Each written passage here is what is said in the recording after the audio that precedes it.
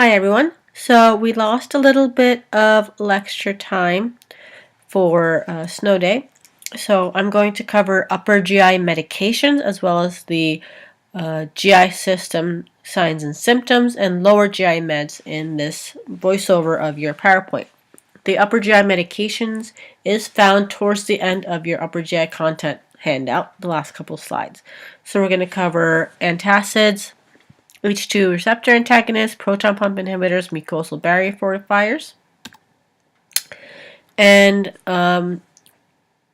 these medications are typically used for things like gastritis, GERD, peptic ulcer disease, H. pylori, and the goal of these medications is to relieve the discomfort of the disease, eradicate and get rid of H. pylori that's causing the symptoms, help to heal erosion and or ulcers that may have developed, and then also preventing the recurrence of these signs and symptoms.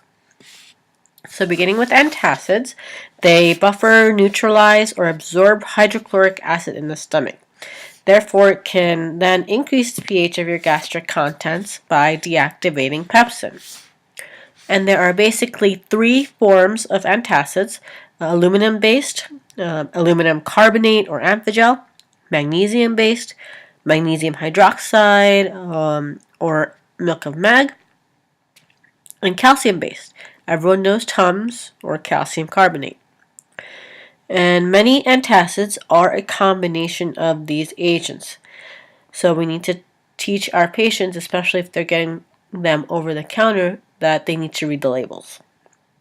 The concern for calcium-based products is the formation of kidney stones.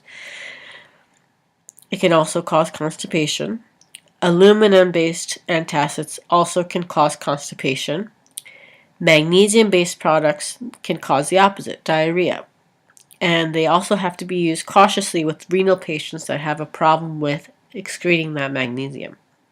Another group, sodium bicarbonate containing antacids, they have a problem with leading to metabolic alkalosis.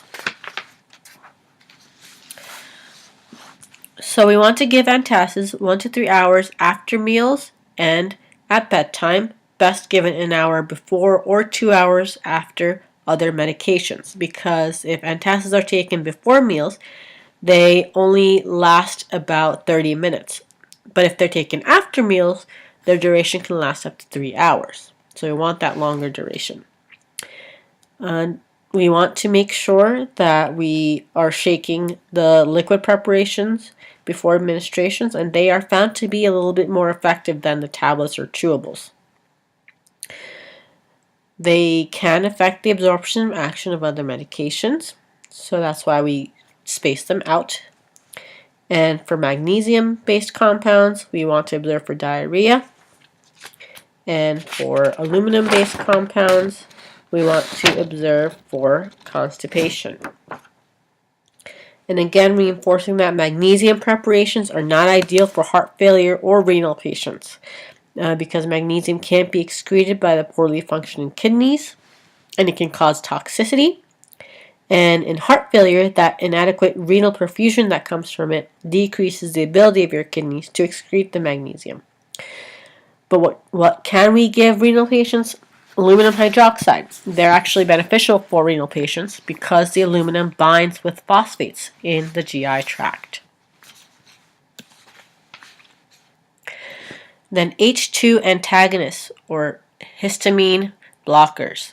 They decrease gastric acid secretion by blocking the histamine receptors that are present in the parietal cells of the gastric glands in your stomach.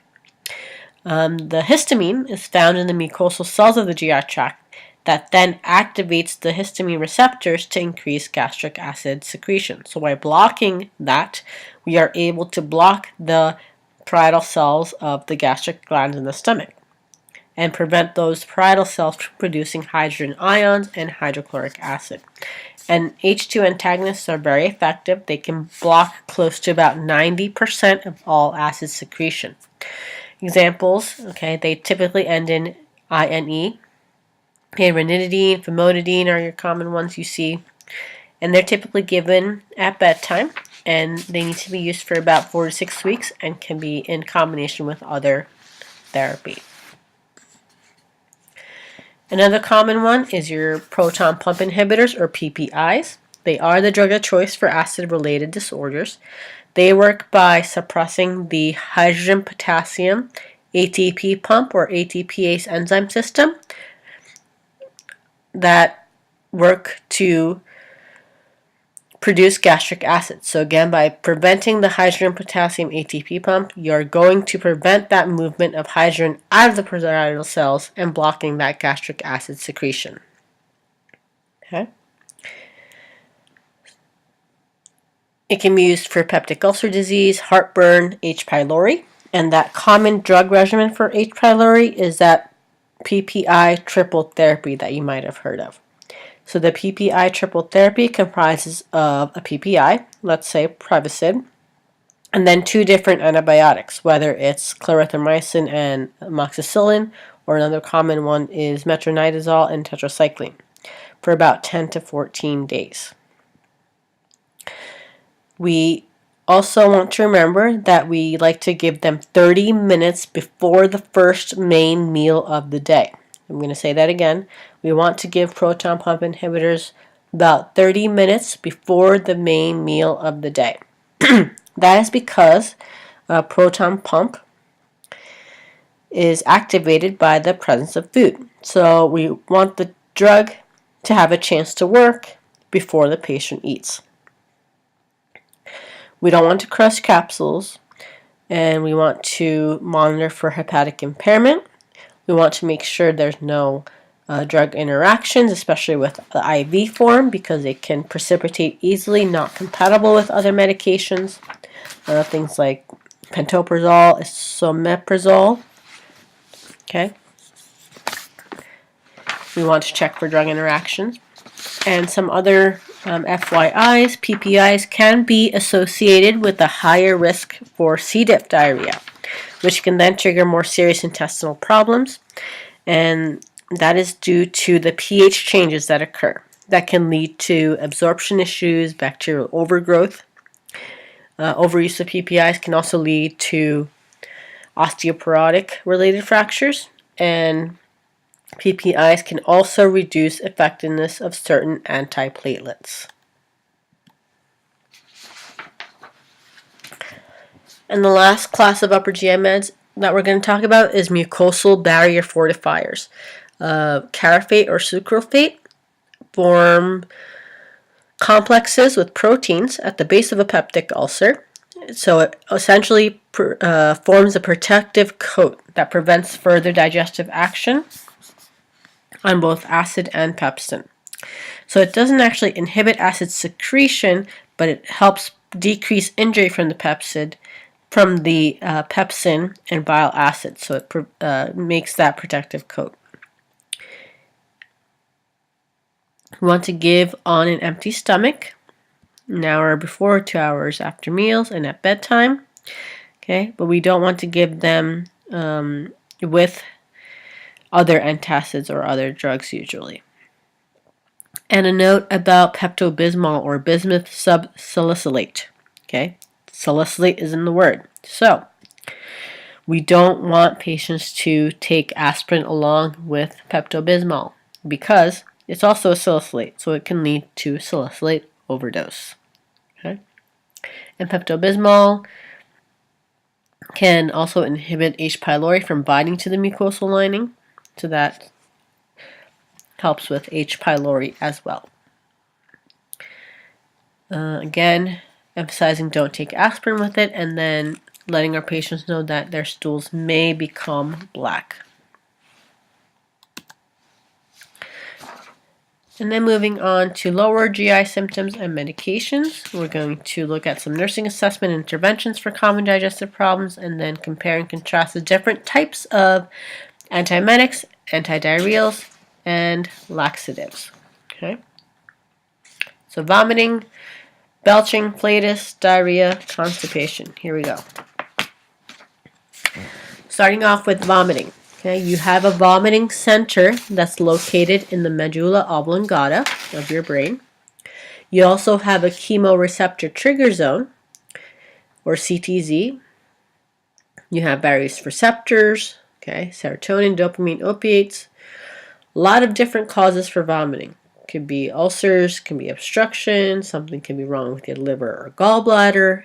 It could be just food poisoning or gastroenteritis. Okay, it can also be caused by non-GI disorders or conditions such as cancer, especially cancer treatments, pregnancy-related nausea and vomiting. Migraines can cause vomiting as well. Trauma and ear disorders, if you have extreme pain, if you're under a lot of stress, and certainly if you're exposed to certain smells, sights, or sounds. The problem with vomiting, okay, we're really concerned about dehydration and that loss of essential fluid and electrolytes. It can cause weight loss. It can cause metabolic alkalosis, okay, sodium, potassium, chloride imbalances. And how do we treat vomiting? With antiemetics, which we'll get into. Eructation, fancy word for belching, inflatus. Okay. Normally,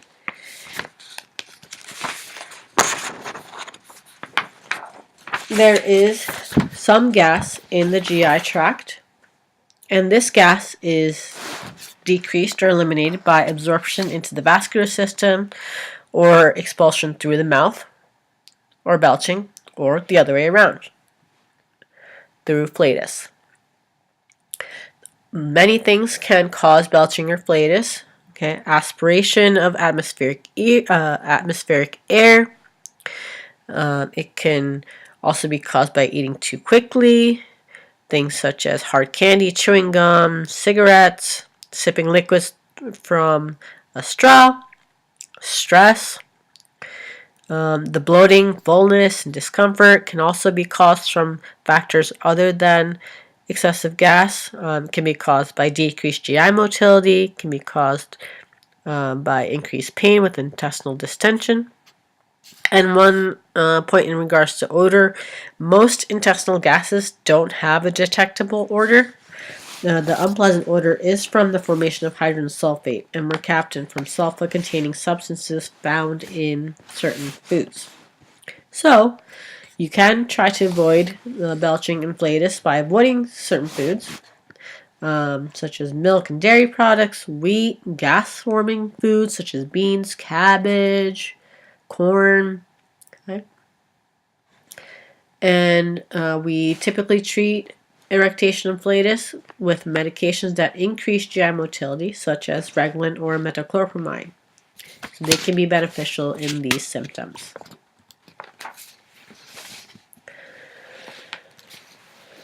What happens in diarrhea? Okay, the definition is too rapid evacuation of too loose of a stool. Now, diarrhea might have different definitions based on who you ask. So don't assume that when someone says, I have diarrhea, that they have been having issues with profuse watery stool. Because some patients might say they have diarrhea if they just have an unusual frequency in their stools, and they might actually be formed. Many different causes of diarrhea. Could be infectious, gastroenteritis, could be caused by certain medications like antibiotics, can be caused by inflammatory disorders such as your IBS, okay, or malabsorption syndromes.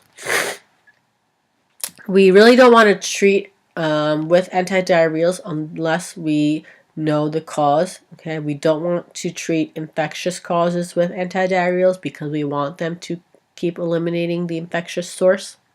Okay, and as part of our assessment, we're going to ask about the description of the stool. Okay, is it malodorous? Does it look foamy, oily? What color is it? Is it black, tarry? Okay. Is it different from their usual bowel movement patterns? Have they had any changes in their diet? Maybe an increased fiber diet? Any new meds? Did they travel anywhere recently? Are they under a lot of stress? What's their alcohol use like? Do they have any other associated GI symptoms like nausea, vomiting, abdominal pain? Have they had weight loss with the diarrhea? And Are there any other household members with the same signs and symptoms? Could be infectious. And then just going back to medications, again, we all know that antibiotics can cause diarrhea. Laxative use we want to ask about. Magnesium antacid use, okay, we said can cause diarrhea. Other medications like DIG, NSAIDs we want to ask about. Ask about their history of ulcerative colitis, Crohn's, irritable bowel disease.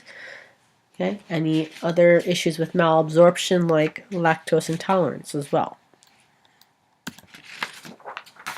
And then the opposite of diarrhea is constipation. Okay, females can be more prone to constipation complaints compared to males. And with IBS, people can alternate between diarrhea and constipation. Again, that history and asking about their symptoms is key. Okay. Things we might want to consider as the cause, maybe low fiber intake, maybe they just have an overall decreased food or fluid intake as well. Are they on certain medications like your calcium antacids, anticholinergics, antidepressants, things like pain medications with opiates and narcotic analgesics? How's their physical activity level? Are they immobile? Okay. Do they have some depression? Do they have some kind of neuromuscular disorder? And we might want to also ask them, have you lost the urge to go completely, or do you still have the urge but just unable to empty out your bowels? And we treat constipation with stool softeners or laxatives. Okay, and then moving on to the specific GI medications to treat some of the symptoms we talked about. Okay. Antiemetics for vomiting or nausea. Also useful for motion sickness. Again, a lot of things are over the counter, like Benadryl. We can also recommend some herbal therapies like peppermint and ginger. That can also help with nausea, vomiting. It can work in different ways. It can act directly on the vomiting center. It can act on the chemoreceptor trigger zone of your CNS. It can act on your cerebral cortex. So lots of different mechanisms of actions for your antiemetics. So anticholinergics, a group that is used as an antiemetic.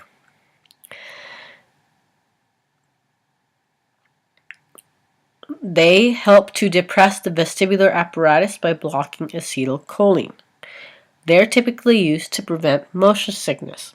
Motion sickness can affect a portion of the inner ear that is associated with significant nausea. Very common drug used for motion sickness is your scopolamine patch, you might see, that patients can use to prevent motion sickness if they're going on a trip or something. Antihistamines such as Dramamine, things like meclizine or Entavert are also effective, but it may also cause significant drowsiness. And drugs that are used to treat motion sickness are most effective when taken 20 to 60 minutes before travel is expected.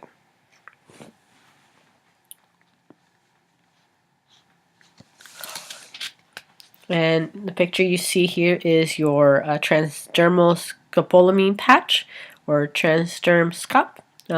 Typically that is used one patch behind the ear every 3 days, at least 4 hours before travel. Another group of antiemetics is your antihistamines or H1 receptor blockers. So they help decrease vestibular apparatus sensitivity by blocking the H1 receptors, which prevent the cholinergic stimulation in your vestibular system. So it can help prevent motion sickness, vertigo, nausea, vomiting. You're going to watch for drowsiness with these antihistamines. You're going to look for dry mouth. It can thicken bronchial secretions. And a very common one we see is Dramamine and Entavert. And a lot of these you can get over the counter. And then your phenothiazides or neuroleptics. They block dopamine receptors in the CTZ of your CNS. They are very useful with nausea and vomiting related to chemo, radiation, and surgery. We're going to watch for drowsiness, orthostatic hypotension, dry mouth, dry eyes, blurred vision, constipation. And compazine and Phenergan are ones you might see most common clinically.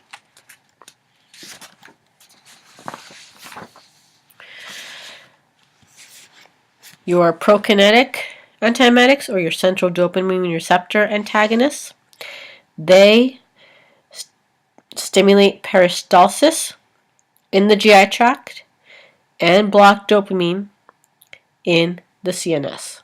Okay? They are very useful for chemo, radiation, post-op, patients that have gastroparesis or delayed gastric emptying. Patients with GERD might also benefit from this drug class. And with these central dopamine receptor antagonists, you need to watch for alteration between diarrhea and constipation. It can cause sleepiness. It can drop your blood pressure. And Raglan is one of the main medications in this class.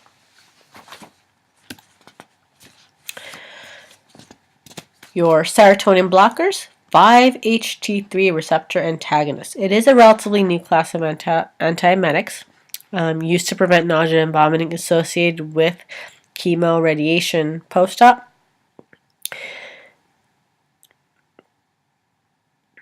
Major side effects, headache, dizziness, some GI effects like diarrhea, constipation, rash, bronchospasms, musculoskeletal pain. Very common one we see is your Zofran. So these block the serotonin receptors.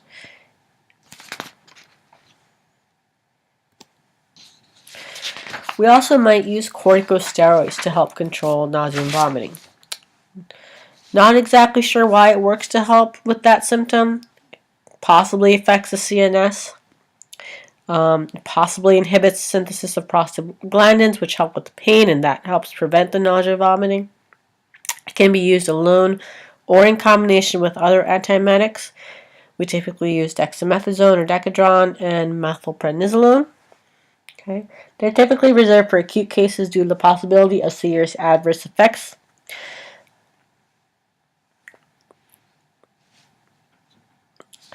And dexamethasone is used for the treatment of delayed nausea and vomiting, common problems with certain antineoplastic drugs.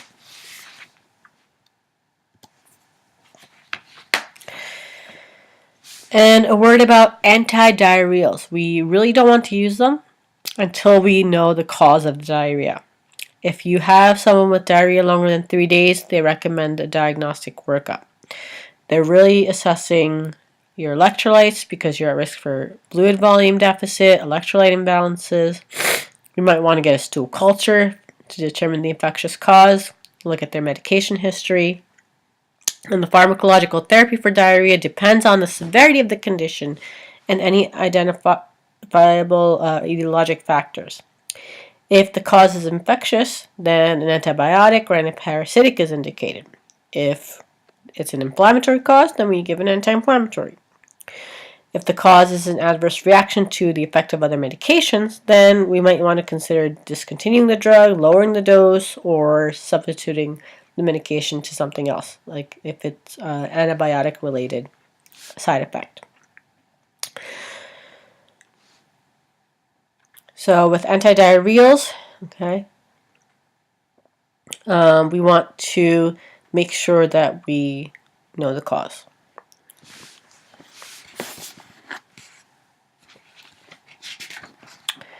We might use a class called adsorbents. They coat the GI tract walls and they combine with gas, toxins, and irritants. Used for diarrhea or indigestion and heartburn. Typical one we see is bismuth subsalicylate or Pepto-Bismol. Again, I want to reiterate that the Pepto-Bismol contains salicylate. It is so in the stomach acid, it forms salicylic acid that is absorbed systemically. So a caution with this is don't use in children with flu or chickenpox because it can actually cause Raynaud's syndrome, and emphasizing to not use concurrently with aspirin. Your opioids, okay, they decrease peristalsis, can help decrease pain and spasm with the diarrhea. We can use it with an anticholinergic or atropine that helps decrease GI tract motility and gastric acid secretion. With opioids, we're going to watch for drowsiness, respiratory depression, urinary retention, so be cautious with that. It can cause paralytic ileus as well. Examples are Lomotil, and a word about Imodium. It's not technically an opioid, it's just chemically similar. And Imodium doesn't have an analgesic action, but it's just very similar to opioids. Intestinal flora modifiers. They help decrease the growth of diarrhea-causing bacteria, and they help to reestablish your healthy, normal flora. So we use probiotics that contain lactobacillus, a normal inhabitant of your gut. Okay. And good source of healthy lactobacillus, an example is yogurt. So eat lots of yogurt. So if the diarrhea is from an infection, okay, we might use, depending on the type of infection, we might use things like Cipro, Bactrim, gentamicin, Flagyl, okay, depending on what the actual pathogen is, which can be determined by a stool culture. So we want to try to get a stool culture prior to starting antibiotics in patients that have diarrhea we're suspecting from an infectious cause. And then there's different types of laxatives. Okay? Our last class we're going to talk about. Laxatives help promote the evacuation of the bowel to help have a bowel movement. They're classified according to where they work, how they work, okay, and their degree of action. It can be prophylactic or actual treatment. So prophylactic laxatives might be given maybe to help prevent straining in patients following certain things like MIs. Patients receiving drug therapies that have constipation as known side effects. Patients who have decreased activity or are bedridden, pregnancy, or elderly patients with weak abdominal or perineal muscles. And for treatment, okay, we can use it as relief of simple or chronic constipation. It can help accelerate removal of ingested toxic substances following things like overdose or poisoning. And we want to make sure we educate patients on laxative dependence and abuse because it is one of the most frequently abused over-the-counter medications. And laxative abuse is a problem when it occurs when patients overuse laxatives in an attempt to have normal bowel movements due to the false belief that maybe they think they need to have a bowel movement every day. Okay, maybe patients also might abuse them to lose weight. Okay, and with using laxatives, okay, we really want to monitor for fluid and electrolyte losses.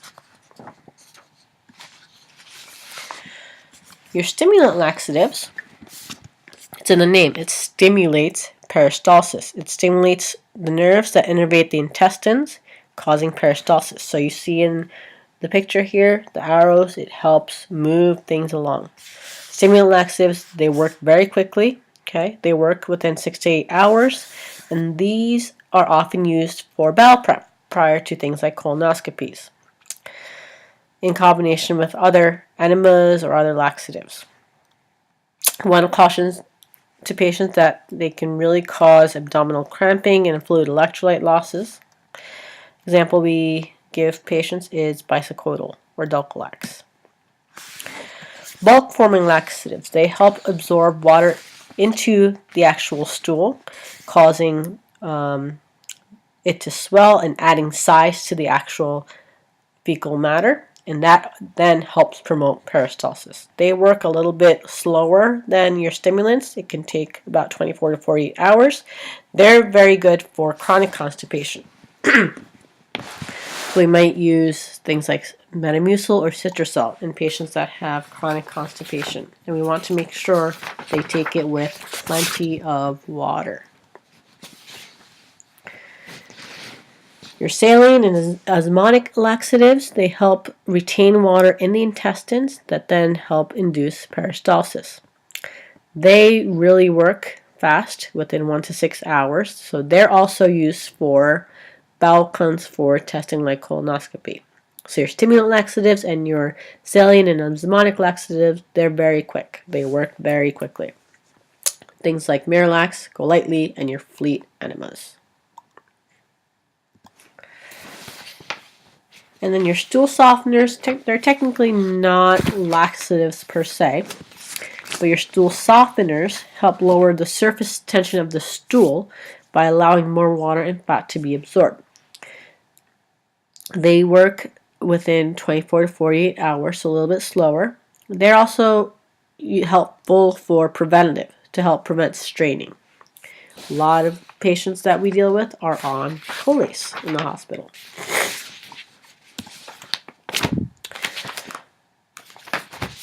And you also have your herbal agents. We see senna being given a lot in the clinical setting. Senna is a potent herb that helps stimulate the bowel and increase peristalsis. We can also use things like castor oil, rhubarb, aloe, flaxseed, dandelion, and these you can get over the counter, but we want to tell patients to use with caution. These herbal agents, they have a lot of medication interactions, so be cautious with those. And then lastly, your lubricants, they're classified under miscellaneous. They lubricate the mucosal lining of your intestines to aid in the stool passage. So they don't actually work on your stool itself. They help to lubricate your actual intestines to help ease the passage of your stools. They work a little bit slower, within 24 or 48 hours. Okay. An example is mineral oil. So this helps coat the intestines and acts as a lubricant for your stool to pass. So there you have it, your upper GI meds, lower GI symptoms, and medications used to treat those symptoms. You guys have been working through ATI in your pharm modules, so refer back to that. Make sure, especially in the clinical setting, you do understand the different laxatives and the difference between PPIs and H2 receptor blockers. Okay, your instructors will be asking you that and expecting you to know why they might be on both. Okay, and certainly let me know if you have any questions. Utilize the discussion board, and hope you have a good rest of the day.